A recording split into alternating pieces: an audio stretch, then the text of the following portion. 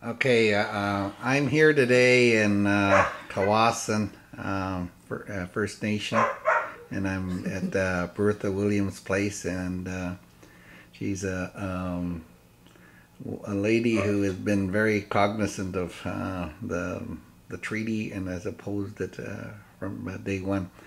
I'm here just to ask her about how things are with regard to treaty, especially with regard to the people here and what they're thinking.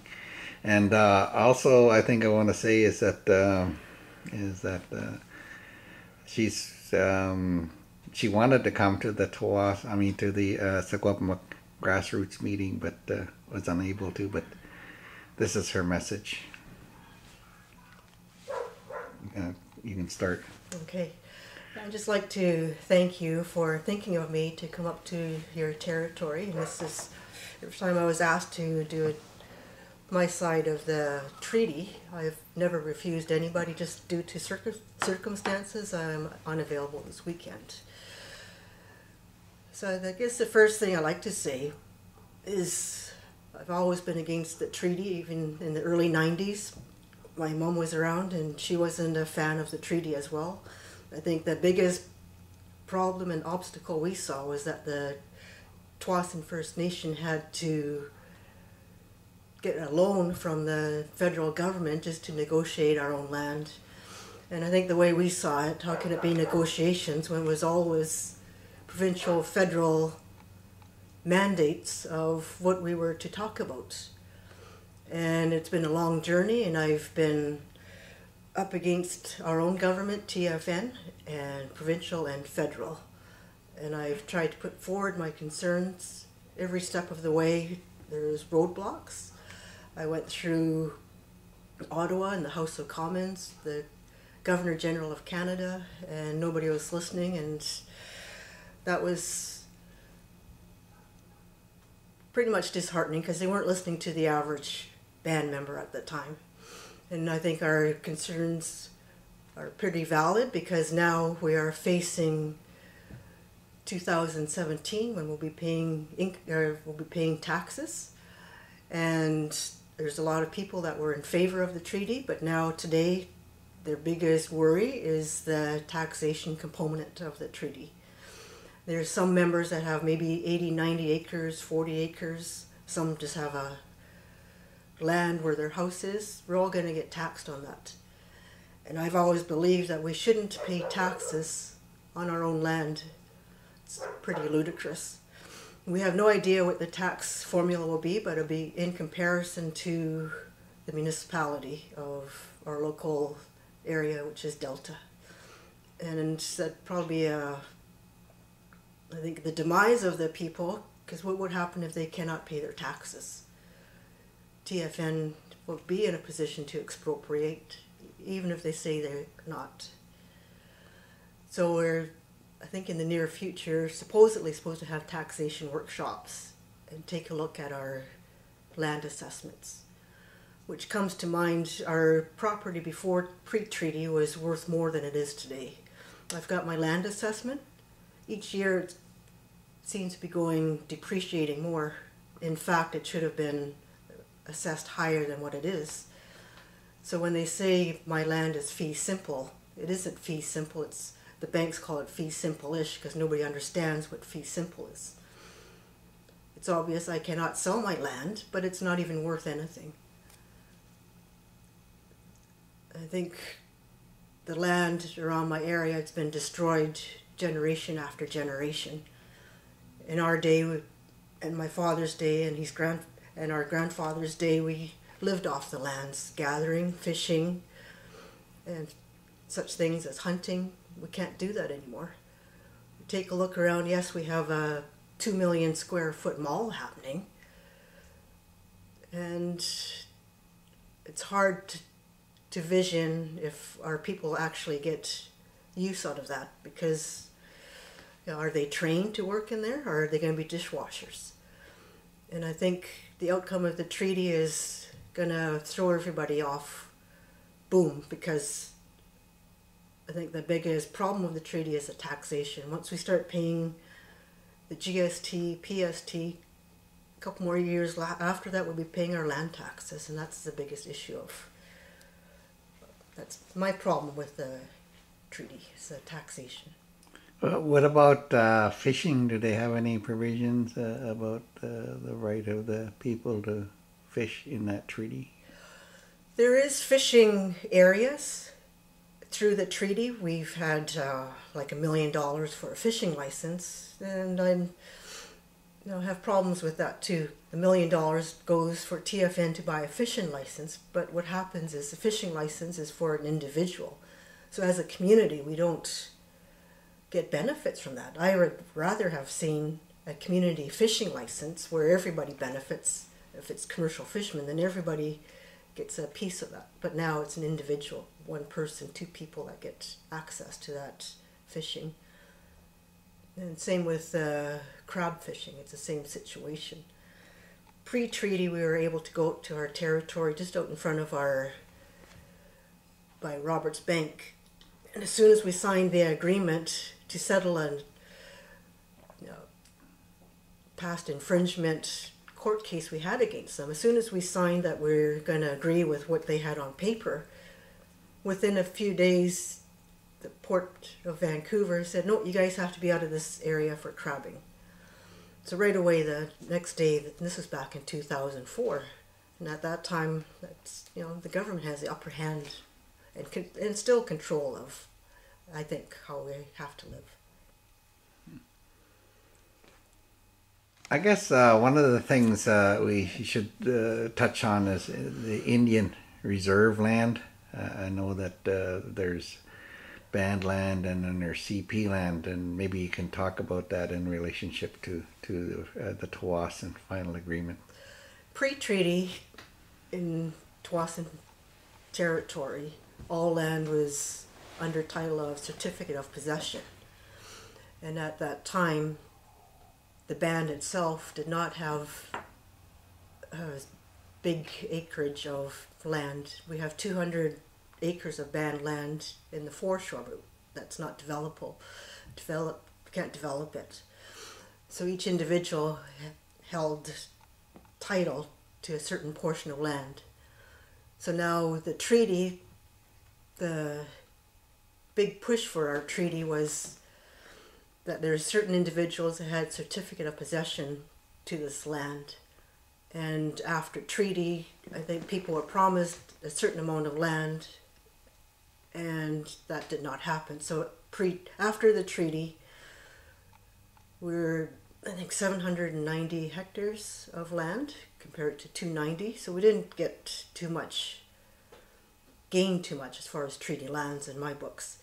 Anyways, all the treaty lands is held as part of the government. The government, they control the lands, and there is no land for the individual anymore. So I think people were under the assumption that they would get at least maybe half an acre for their own use for a house, and that didn't happen. I think people were maybe led to go for the treaty, thinking that they would get a piece of a property like the old CP land. And now that we have the treaty, it's all zoned as industrial, commercial, or enterprise. And recently, Tsawwassen signed an agreement and was voted by the members to do almost a 2 million square foot mall. The other part of the industrial, we're going to have containers and a card lock. So all that land is utilized. There is another section of land zoned as agriculture. So that has to be for agricultural use anyways. So I think in the long term, the average member is hoping to get some kind of benefits financially. In our situation, pre-treaty, there was only 50 band members. And because of the 1985 Indian Act that legislated for the Bill C-31 to get membership, now we're that post-treaty, there's probably over 360 band members. So that was the issue I had, that many members that lived outside of our territory were voting on our treaty. And these individuals were the ones, in my view, that were thinking that they would get a big piece of property in their name, which didn't happen. So I think that was one of the driving forces of pushing for a treaty. There's many others, but as far as the land use, there's still a majority of members that live off our territory than there is on our territory. And to that end, everybody has a voting right. So people that live in Ottawa, Winnipeg, down the States, Los Angeles, Alabama, they all have voting rights to vote on issues, that projects that happen in our territory.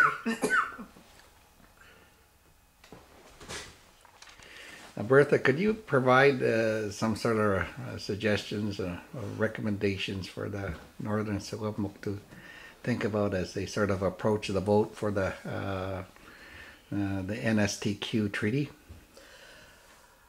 All I can say is through my journeys I struggled. There's nobody behind me that spoke up publicly that they supported me, so at that time I was pretty much all on my own. Sounds like your group, there's a lot of supporters for the no, and they're actually standing behind you to say no. And it is my belief that the government, they don't give a hoot of the grassroots people. And it's the grassroots people that the treaty will be affected in the long run. And I think the problem I've always asked, well, delay the treaty, so it's going to cost us more money to repay the government back. But that delay would have been worthwhile. And there's a lot of unanswered questions that we're still trying to figure out today, and we're, since 2009 our treaty has been into effect. And there's a lot of issues that come up prior to our treaty vote, and that was the enrollment document that we all had to sign. We were all under the Department of Indian Affairs Indian Act band membership list. With that list, we were all, if you're on the list, you're able to vote. So what the Department of Indian Affairs was, drop the band list, that was null and void. And if you wanted to vote on the treaty, you had to do this enrollment application. And at that time, I did not want to enroll, but if I did not enroll, I could not vote on the treaty. So this was on the 11th hour. Okay, I decided I better enroll, at least I'll say my piece. To this day, I don't know if that was the right decision, but that's what I had to do, just to say I voted no. And because I enrolled, we had to pretty much vote in favor of the treaty.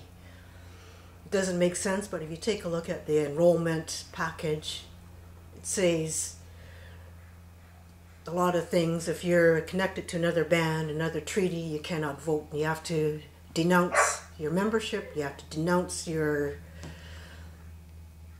treaty rights, you have to give up your Aboriginal rights and title as soon as you sign this enrollment application. And that's not fair. I see that more as dictation. And the government will do everything they can to go for a yes vote. They sugared the yes side with dollar signs, a dollar sign at the end of the pen. I see a lot of coercion. There's a lot of politics of the treaty department pushing for a yes vote, yet they would not listen to my side of a no vote. And what I'll do is send with Art, I did a con of the treaty back in 2003. And everything that's in that con of the treaty, I've questioned. And I got a letter from the chief of the day saying, telling the band members, be aware that there's some misunderstandings in this con. But you open it up and the questions I have, I think, would be helpful to your group to really look at where I'm coming from. Because the government, they don't see us as, treaty people, grassroots people. They see us as a commodity. Once you sign the treaty, what the government can get out of your lands, how they can shove you aside, how you won't have a voice.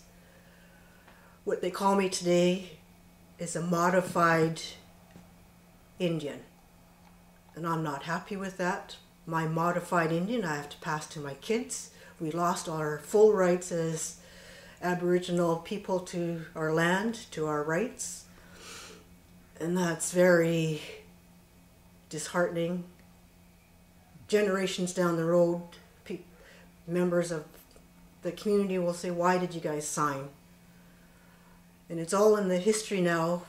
My journey fighting with the provincial government, going to Ottawa, it's in their Hansard documents. From Ottawa, we went to the United Nations to make an appeal, and I believe we opened the door for them to listen to how Canada treats its First Nations people. And for a developing company, a developing country, we're way down on the list. And post-treaty, there's supposed to be a whole mess of benefits to go with the treaty. If we haven't really seen it, we get maybe $2,000 a year out of the pot. And it's not enough. And I really recommend you say no until you fully understand each document. Sure, you can have consultation meetings, and that's just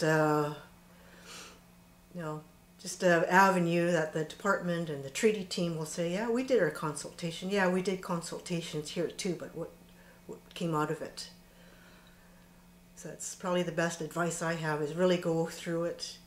I have lawyers looking at our agreements, and they don't even understand it. So there's a lot of legal jargon, and I think people have to understand that the government is not there for you. They're not there for your past infringements or what's best for you. They're there what's best for them. And that's it.